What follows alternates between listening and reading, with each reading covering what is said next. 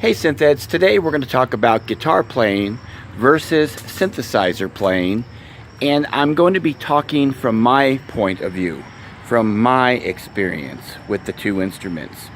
Hi, I'm Pure Ambient Drone, and this is my channel where I talk about synthesizers. I demo them, I review them, and I make electronica music.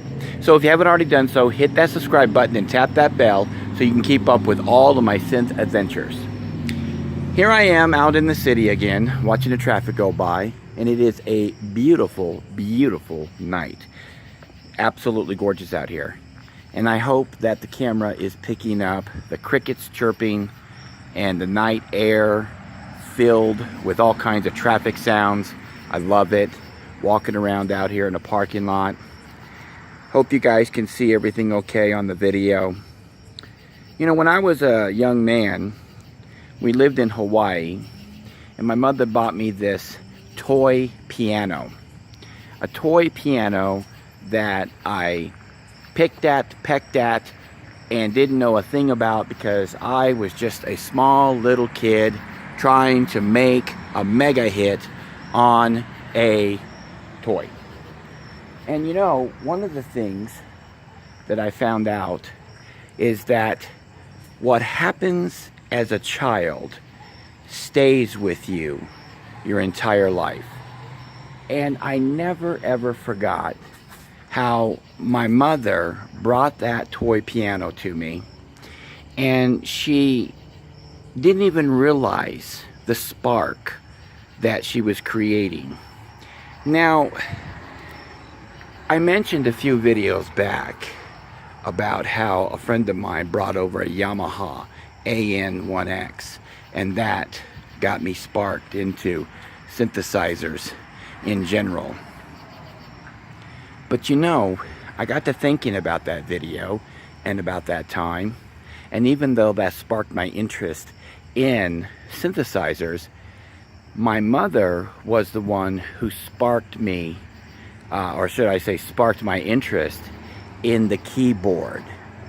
But guess what happened? When I got older, a teenager, we moved to Missouri, and a friend of mine from school brought over an electric guitar. We didn't have an amplifier, we didn't have anything fancy, we just had an electric guitar and a cable to plug it into and a home stereo system. So guess what we did? We jacked that into the home stereo system. We put on headphones, cranked the volume as loud as it would go, and had distorted guitar coming out the other end through the phones. And I was hooked on that for a long time. I wanted an electric guitar, I got a band together, and we were rockin', dude, rockin'. Okay, I don't know, my impersonation there probably wasn't that great. I found that when I pick up, well, I find that when I pick up the electric guitar, I want to rock.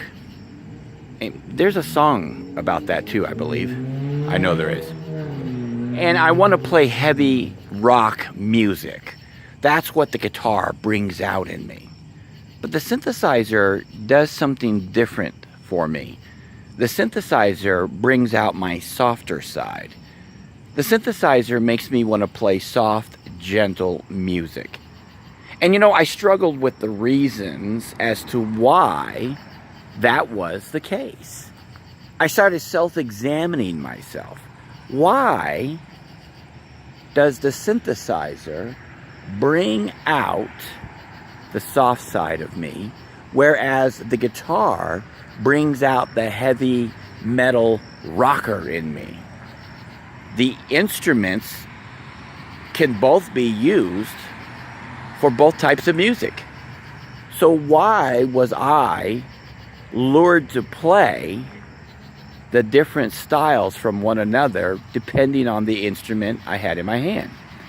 I kept thinking about it, and it made really, really good sense. When we lived in Italy, my now late brother brought over a record by AC/DC. It was Back in Black. If that doesn't get you turned on to heavy metal rock and roll, I don't know what will. because that album was phenomenal, or should I say is phenomenal.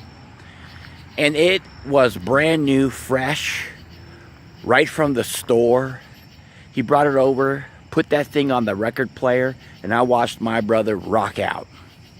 So it occurred to me that maybe, just maybe, my style of music was influenced on the guitar by my experience with the type of music that I was listening to when the guitar was involved. So let's get to the keys, okay? The opposite is true for the keys, because what I used to listen to prior to rock and roll was classical music, mostly piano. Mostly classical piano music. And it was soft classical piano music. So subconsciously, I think I make a choice. When I want to rock, I pick up the guitar. When I want to chill, I sit down at the keys. That's my self-analysis. That's what I do sometimes.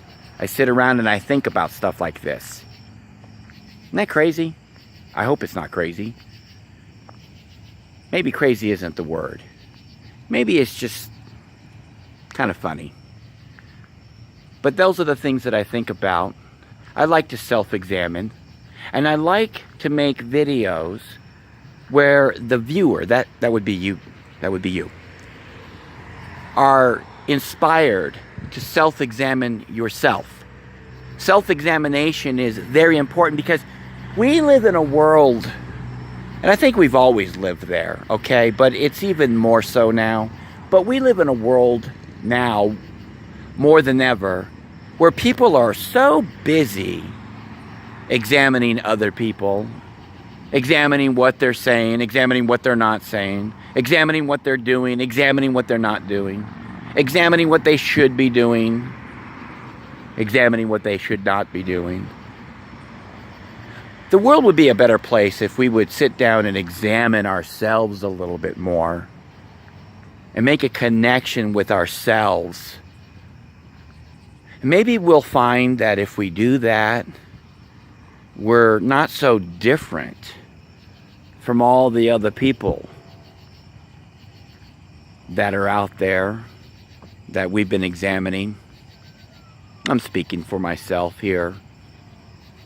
But I think everybody can use a little bit of self-examination. So how about you? How do you feel about the synthesizer? Does it bring out the rocker in you? Does it bring out the soft side of you? Why? I would ask that you would share that in the comments below. And if you haven't already done so, hit that subscribe button so you can join me on my synth adventures. I'm really enjoying these videos with all of you. You guys are some of the smartest people on the internet for synthesizers. The ones that hang out here and comment and share your knowledge. You are the brave. You are the few. Wait a minute. I think that's the Marines. But who cares, right? It's us too. Us synth heads. I'm Pure Ambient Drone. I thank you guys for joining me. And till next time, cheers.